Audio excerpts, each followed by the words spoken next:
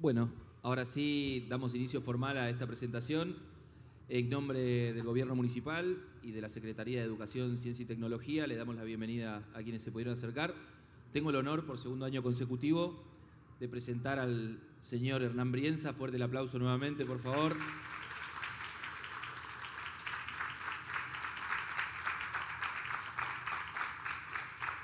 Esta vez, en ocasión de la presentación de su libro, ¿Para qué sirvió el peronismo? Y tengo la alegría, en esta ocasión también, de poder intercambiar algunas palabras con vos, ya como lo hicimos a propósito del libro de Belgrano el año pasado. Y de manera ineludible, la primera ocurrencia tiene que ver no con la respuesta al título del libro, que sería muy ambicioso, sino más bien al juego de palabras, ¿no? que se da en ese título. En parte que está en pretérito. ¿Para qué sirvió el peronismo? ¿Para qué sirve? ¿Para qué servirá? ¿No? Podríamos ponerle varios títulos, no obstante, a cuento personal, y probablemente de alguno de los que está aquí presentes. Llama la atención, ¿no? Esa cuestión. ¿Hay alguna cosa detrás que debamos saber? Bueno, buenas tardes a todos y a todas. Gracias por venir, gracias por la invitación. Por supuesto, el título es una trampa, ¿no? Es una trampa porque cuando estaba escribiendo el libro, lo que hacía era, cuando alguien me preguntaba qué estaba escribiendo, le decía, estoy escribiendo un libro que se trata para qué sirve el peronismo, y me ponían cara de poco interés. Y cuando fue avanzando el libro y fueron sucediendo cosas, porque este libro se empezó a escribir en el 2019. Vino el gobierno de Alberto, yo fui funcionario del gobierno de Alberto, terminó el gobierno de Alberto, vino esa derrota tan profunda con Javier Milei y la pregunta empezó a sonarme en pasado. Y cada vez que me encontraba con alguien que me decía, que me preguntaba qué estaba haciendo, yo le decía, bueno, estoy escribiendo un libro que se llama ¿Para qué sirvió el peronismo? Y todos me decían, hijo de puta, ¿por qué pasado? Entonces ahí me di cuenta que el pasado era fundamental, por lo menos para la venta del libro. Lo cual no significa que sea la hipótesis del libro, pero lo que sí es cierto, y que esta sí es una, porque el libro tiene 11 ideas para comprender el peronismo, ¿no? Que con 11 ideas no se comprenden, pero tiene muchísimas más ideas el libro adentro. Es un libro que no te va a decir qué es el peronismo, pero sí te va a hacer pensar mucho sobre el peronismo, te va a hacer reflexionar mucho, te va a cuestionar mucho. Y para mí esa pregunta en pasado es como una especie de acicate para pensar cuál es el momento actual del peronismo, ¿no? Y una de las ideas de este libro es que el peronismo está en una crisis muy profunda, de la cual debe sí o sí reformularse para poder seguir existiendo. Y cuando digo seguir existiendo, planteo otra de las ideas del libro, que es la idea de que el peronismo no es nada. O sea, que la pregunta sobre qué es el peronismo no tiene sentido hacerla, porque el peronismo no es una sola cosa y no es una multiplicidad de cosas tampoco. Pero lo más importante para preguntarnos sobre el peronismo es qué está siendo en cada contexto histórico determinado. Y esa pregunta esa respuesta es una respuesta que por supuesto sale de las ideas de Rodolfo Kusch sobre el existencialismo de los pueblos americanos, ¿no? Mientras Europa define a sus procesos políticos como algo que es inmanente, que es esencial, que tiene una esencia por sobre todas las cosas, Kusch lo que dice que no importa esa esencia, sino que lo que importa es la existencia en el contexto, en la situación, ¿no? Y recuperé esa filosofía kuschiana para aplicarla al peronismo, ¿no? Entonces, ¿es el peronismo contradictorio entre el 46 y el 89? ¿Es contradictorio entre el 94 y el 2005? ¿Es contradictorio entre el 2014 y el 2022? ¿Es contradictorio entre el 75 y el 73? Sí, es contradictorio. Pero es contradictorio si hubiera algo que fuera una esencia, si fuera algo que es inamovible, pero como lo más interesante del peronismo y lo que lo mantuvo vivo es su inamovilidad, es su movilidad, su capacidad de tensionar entre lo doctrinario y lo pragmático en el momento determinado, en el momento situado. Eso es lo que al peronismo le permitió hacer algunas transformaciones, de las cuales todos podemos discutir cuál es la transformación peronística que más nos gusta. Y algunas podremos decir que no nos gusta, incluso podremos llegar a decir que en mi opinión no es peronismo, pero que en mi opinión no sea peronista no significa que no tenga condiciones o que no tenga una pragmática o que no tenga un análisis de tipo peronista para pensar en el momento determinado, ¿no? Por supuesto, estoy hablando del menemismo, ¿no? Y también estoy hablando del kirchnerismo, y también estoy hablando de los 70, estoy hablando de López Rega, ¿no? Y estoy hablando del 46. No es que esta es una cuestión estrictamente teórica, sino que está hecho sobre un proceso histórico que tiene el peronismo, ¿no? Y en mi opinión, la crisis en la cual está envuelta el peronismo en este momento es una crisis que pone en juego su existencia, que pone en juego la existencia de los últimos 20 años, que es la interpretación que el kirchnerismo hizo sobre el peronismo, ¿no? Y creo que eso vale la pena para reflexionar sobre qué peronismo puede construirse, ¿no? Qué peronismo puede surgir de esta crisis, si es que surge un nuevo peronismo. Bien, obviamente te escucho atentamente, y una pregunta que cabe, a propósito lógicamente de lo que decías, es si acaso lo doctrinario representa esa parte quieta e inamovible y lo pragmático lo situado. ¿En ese sentido lo mencionás? Eso sería un tanto fácil de resolver, ¿no? Digamos, bueno, tenemos la doctrina y en cada momento la aplicamos de una manera u otra. Está bien que hay una tensión en cada momento histórico y pensar que la pragmática es solo lo situado y lo doctrinario es lo esencial, no termina de explicar por qué el propio Perón, cuando en Conducción Política, habla de actualización doctrinaria permanente, ¿no?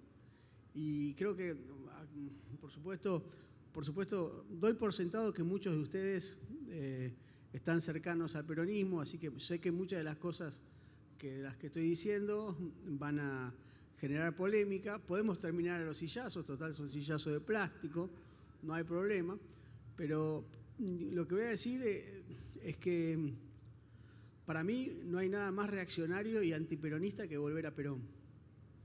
Cuando alguien te dice hay que volver a Perón, primero pienso, ¿a qué Perón hay que volver? ¿Al del 46? ¿Al del 51? ¿Al del 71 cuando cita a Mao? ¿Al del 73 cuando hace el pacto social más progresista en la historia argentina? ¿Al del 74 cuando se pelea con las organizaciones político-militares? ¿Cuál es el Perón al que hay que volver, ¿no? Y la segunda cuestión que me surge es pensar si Perón alguna vez volvió a Perón, ¿no? Yo creo que Perón siempre siguió siendo, ¿no? Siempre siguió transformándose a sí mismo. Y creo que la gran, yo diría, el gran valor que tiene Perón como líder político es la capacidad de análisis de la situación para poder transformar su propio proyecto político, ¿no? Siempre cuento, en el libro no lo digo, pero siempre cuento el reportaje que le hacen Villarruel, Timerman y un tercer periodista que no me acuerdo. Le preguntan qué opina, cuál va a ser la salida económica de la Argentina en la crisis del 72, ¿no? En esa crisis había un 6% de desocupación y de pobreza. Recordémoslo, ¿no? Y Perón lo que dice es, bueno, es muy interesante. Perón lo primero que hace es mirar la escena internacional, dice. Estados Unidos acaba de dejar ingresar a China a la Organización Mundial de Comercio. Por lo tanto, hay 1.000 millones de chinos que van a necesitar proteínas. nosotros tenemos campos para producir esa proteína. Los chinos están consumiendo un poroto que se llama soya, dice Perón. Entonces, creo que es un buen momento en la Argentina para sembrar soya, dice. El tercer periodista le pregunta,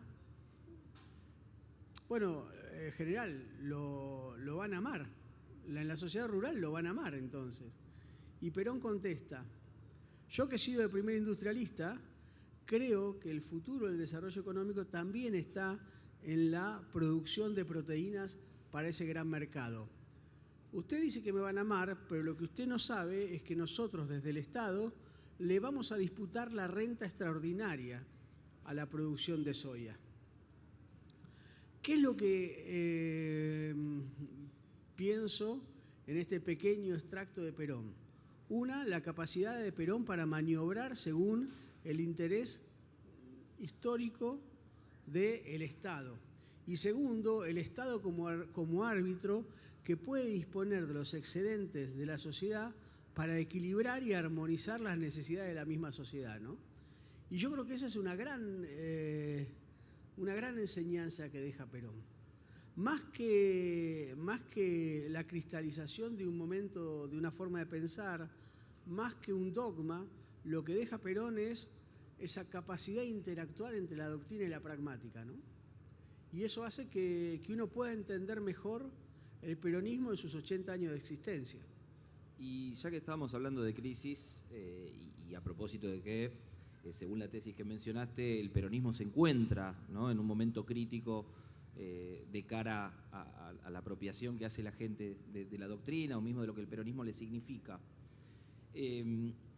¿Cuáles crees que son las fuentes de esa crisis? ¿Son de representatividad? ¿Tienen que ver con la teoría de la recepción, de cómo se ha revisado el peronismo, cómo se adopta, aun cuando vos decías que no hay que volver a Perón, ¿no?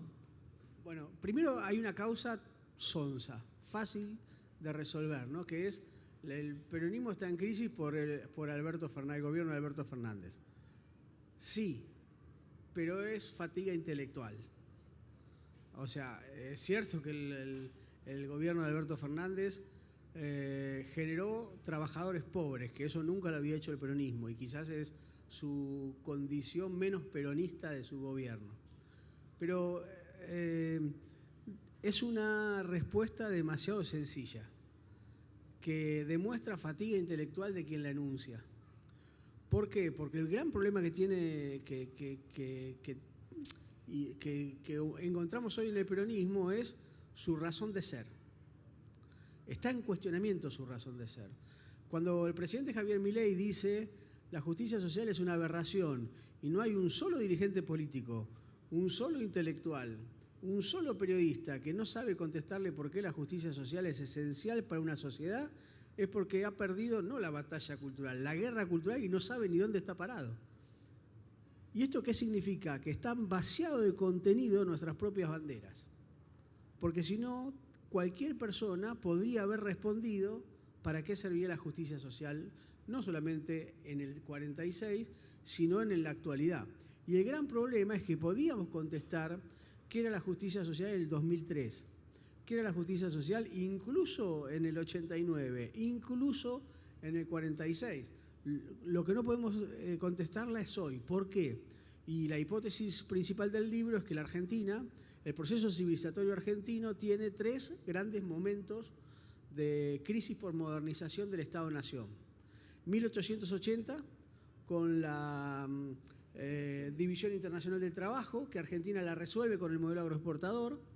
La decadencia del Imperio Británico, que deja sin sentido al comercio exterior argentino, por lo tanto el modelo agroexportador se derrumba y la vieja élite criolla del modelo agroexportador no tiene la capacidad para transformar la Argentina, y emerge una nueva dirigencia que está,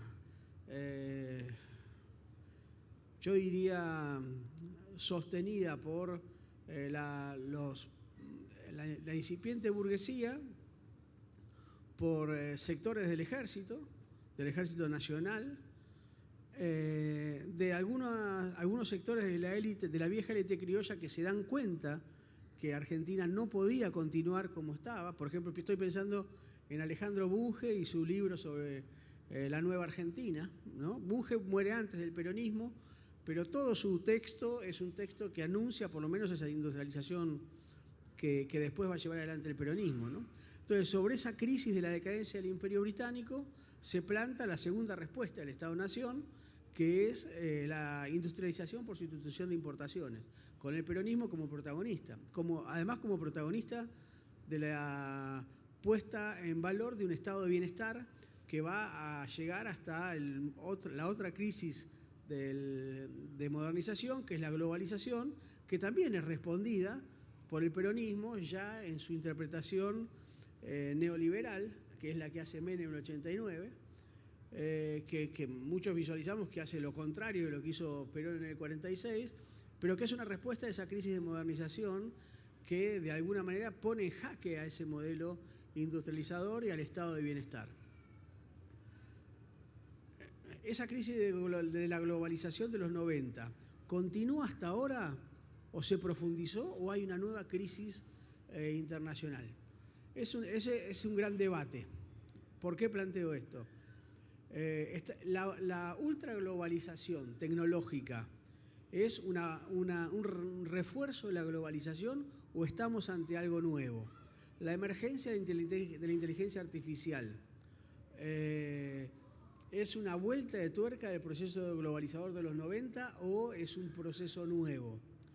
Y después de la crisis de la globalización, con la emergencia del menemismo que le dio una respuesta, el kirchnerismo lo que intentó es darle una respuesta a todos los horrores que la interpretación neoliberal del peronismo había dado.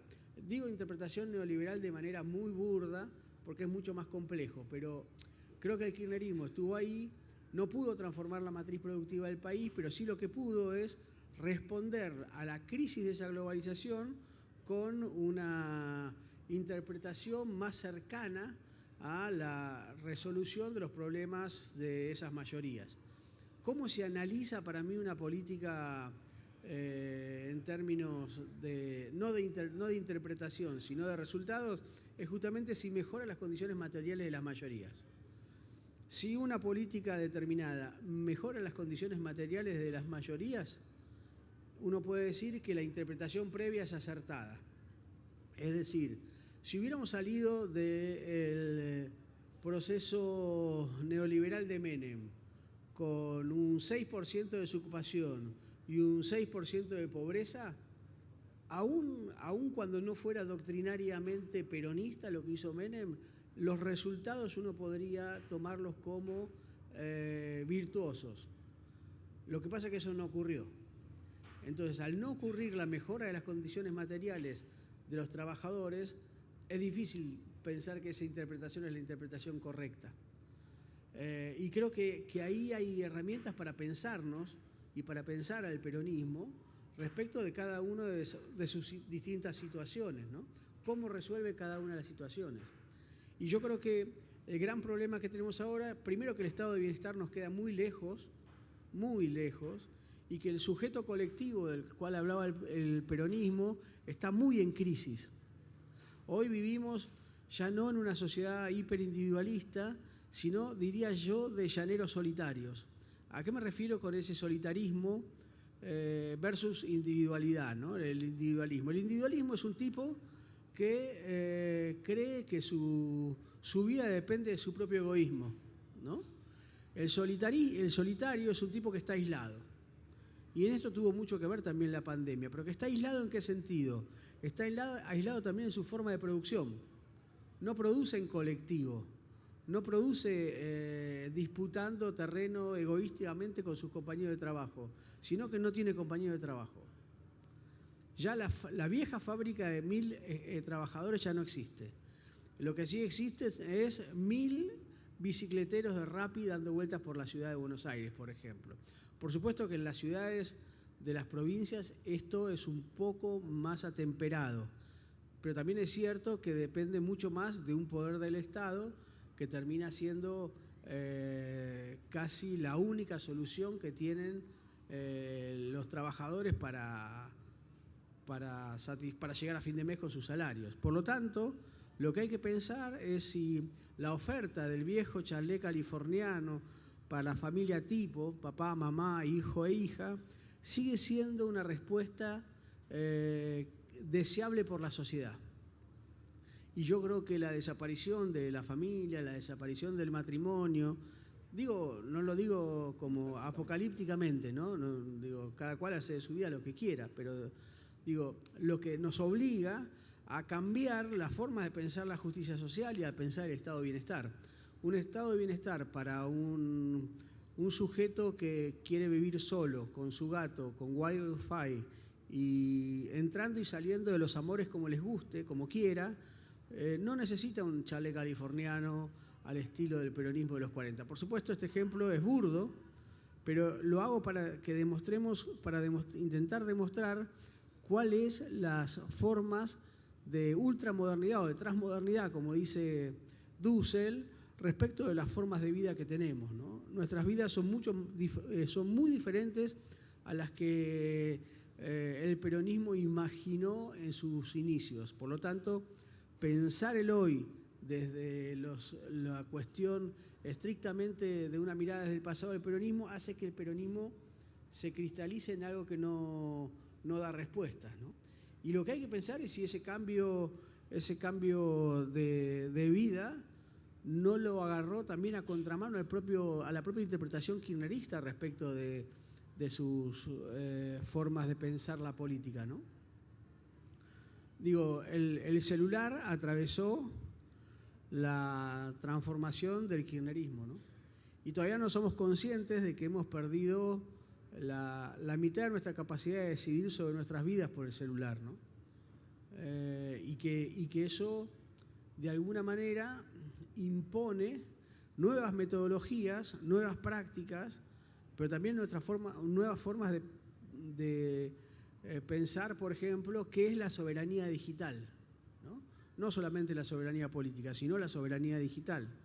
Cómo nos adueñamos de los contenidos que colonizan nuestra vida permanentemente.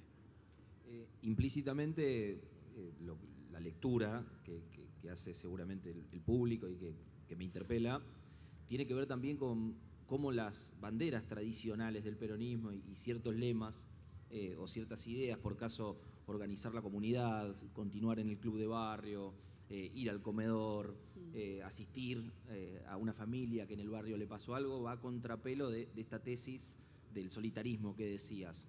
Tu libro brinda un recetario, digamos, o por lo menos abre la puerta a esto de la soberanía digital u otras ideas que permitan al lector ávido y, por qué no, al lector militante encontrar un halo de esperanza, porque en definitiva parece apocalíptico que toda idea colectiva va a caer en saco roto. No. Mi libro no da recetas. Si hay algo que me pasó muy bueno en mis 4 años de funcionario público, es que me di cuenta que no sirvo para ser funcionario público, ni tampoco sirvo para la política. No me gusta mandar, no me gusta que me manden, no me gusta hacer rosca política, no me gusta golpear las puertas de mis superiores, ni pasearme por los pasillos para que me vean. No me interesa. Pero lo que sí me interesa es pensar, me interesa escribir, me interesa hacer lo que hice toda la vida. Esto me pone en un lugar de desventaja. ¿Por qué? Porque yo considero que en la práctica política hay un saber que es más importante que el saber intelectual. Si hay una diferencia entre el político y el intelectual, es que el intelectual puede tener mayor pureza en sus análisis y en su acción, pero acciona menos que el político, que puede ser menos puro. Y finalmente quien resuelve las condiciones materiales de vida de las mayorías no es el intelectual, sino es el político. Por lo tanto, no saber hacer política es una desventaja. ¿Por qué planteo este prólogo? Para decir que el libro no tiene recetas, porque para mí no hay recetas para lo que nos está ocurriendo. Lo que sí creo es que hay que escuchar. Hay que escuchar las demandas de las mayorías, volver a escuchar al pueblo, pensar cómo transformar esas demandas que hoy son individuales en poder responderlas con la cobertura del paraguas doctrinario e ideológico que el peronismo tiene. Por ejemplo, pensar a las demandas de hoy cómo se les resuelve desde la justicia social o desde la soberanía política, pensando la soberanía política y la independencia económica en un momento absolutamente diferente al del 46, incluso diferente al de los 90. La globalización ponía de alguna manera en jaque a los Estados-nación, pero hoy una empresa tiene mayor poder adquisitivo que todo el Estado argentino junto. Y una empresa con un tipo que vive en Uruguay te puede romper el mercado de compra y venta de artefactos usados y nuevos. Y esto que está pensando Yanis Varoufakis, que es el tecnofeudalismo, de alguna manera lo estamos viendo en la Argentina. Hoy el mundo de las plataformas que monopolizan la compra y venta de artículos, lo que hacen es que nosotros dependamos de ellos, que el Estado-nación dependa de ellos. Una empresa como por ejemplo las empresas de Elon Musk tienen mayor poder que el Estado-nación. El capitalismo financiero de grupos de inversión tiene muchísimo más poder que el Estado-nación argentino. Entonces, ¿qué significa hoy la soberanía política y la independencia económica? En un mundo donde está atravesado por estos riesgos permanentes. Pero ojo, uno podría decir que el Estado argentino es un Estado débil. Bueno, tengo una mala noticia. El Estado-nación de Estados Unidos también es débil frente a las corporaciones económico-financieras. La imagen del imperialismo que teníamos en los años 50 y los 60, que era que el ejército norteamericano iba adelante de las empresas norteamericanas, hoy es al revés. Las empresas norteamericanas colonizan primero y después hay que ver si llega el ejército norteamericano o no.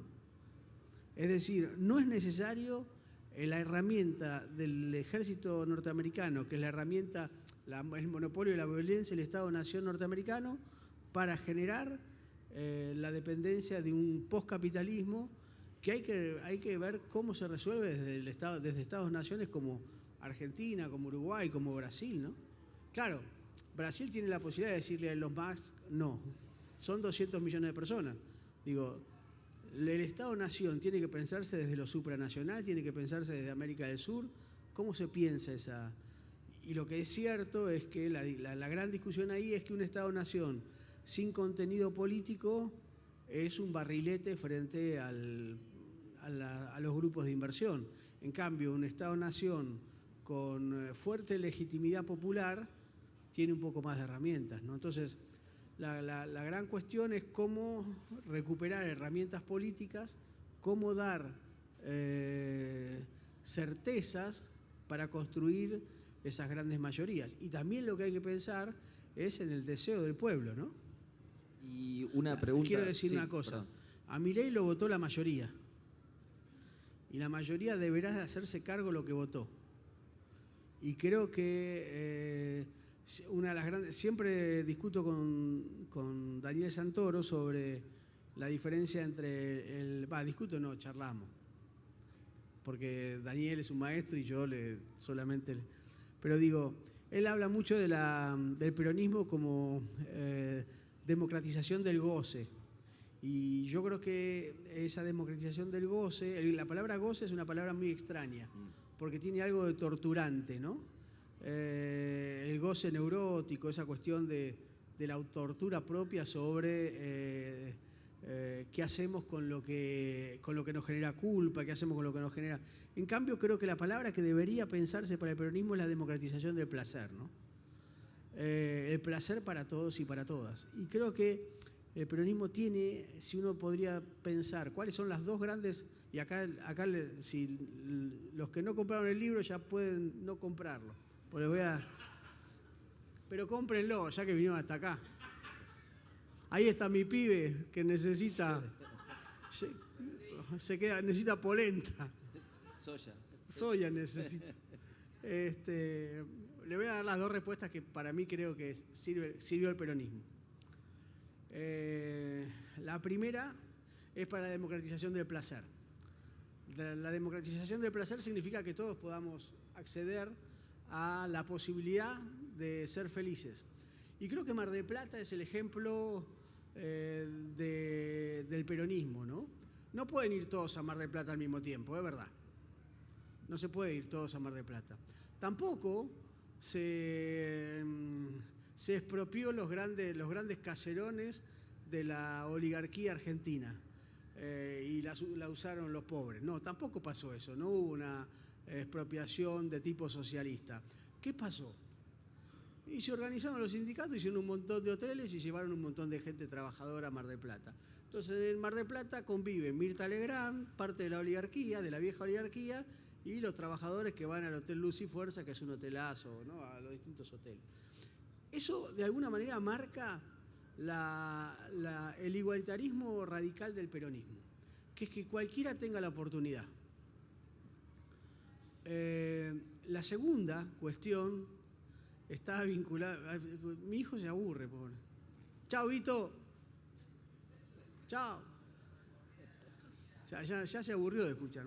La segunda cuestión creo que es mucho más profunda, que es la forma de pensar a la Argentina, y que esa forma de pensar a la Argentina es el peronismo intentó, y no lo consiguió por supuesto, pero sí lo intentó, resolver la gran cuestión nacional. ¿Por qué no hay posibilidad de unidad nacional? Por el superracismo racial.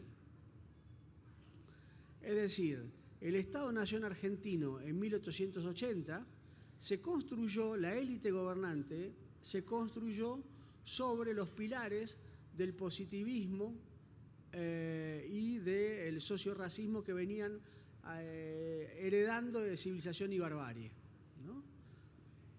Ustedes saben que los positivistas hicieron cosas maravillosas, ¿no? Como por ejemplo medir el cerebro de los seres humanos para demostrar qué raza era superior a la otra.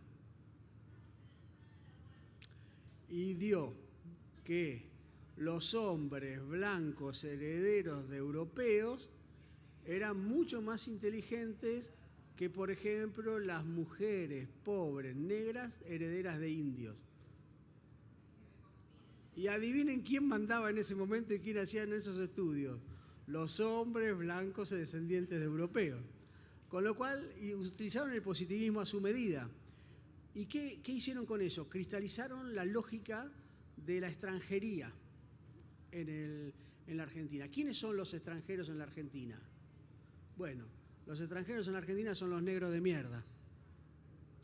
Son los negros de alma, ¿no? Que es esa gran formación espantosa, ¿no? Y el peronismo lo que hace es representar esos negros de mierda.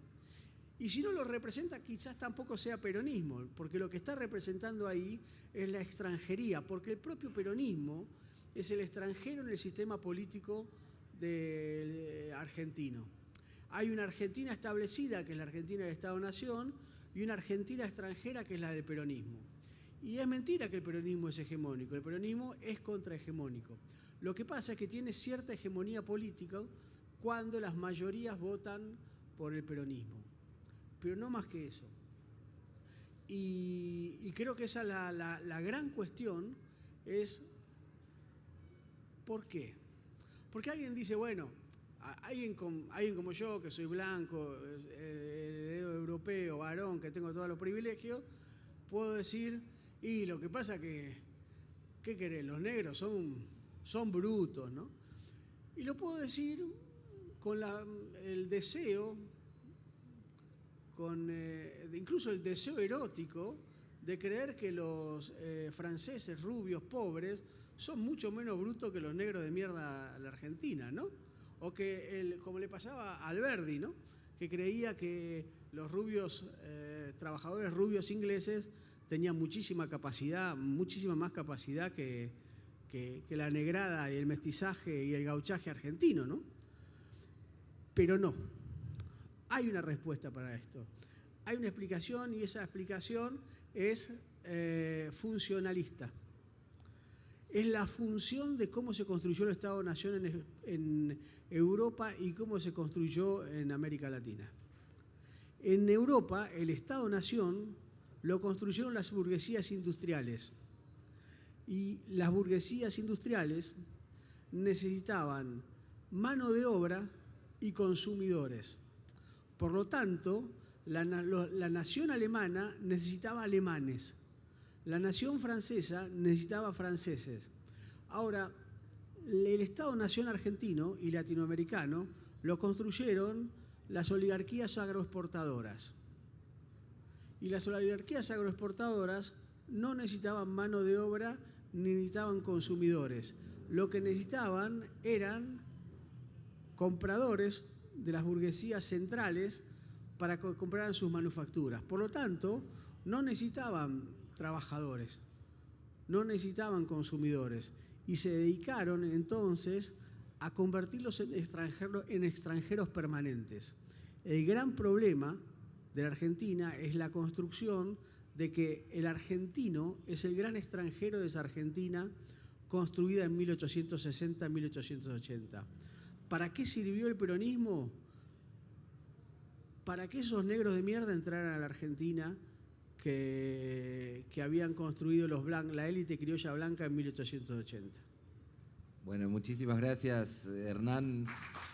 La verdad que un final ejemplar. ¿Para qué sirvió?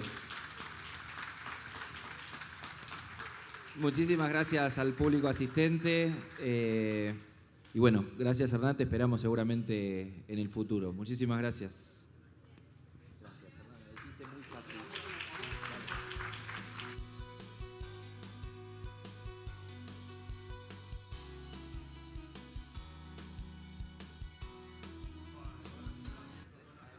Sí, mientras sacamos la foto les quería avisar que Hernán va a estar firmando libros, si quieren, acá afuera en el stand. Vas a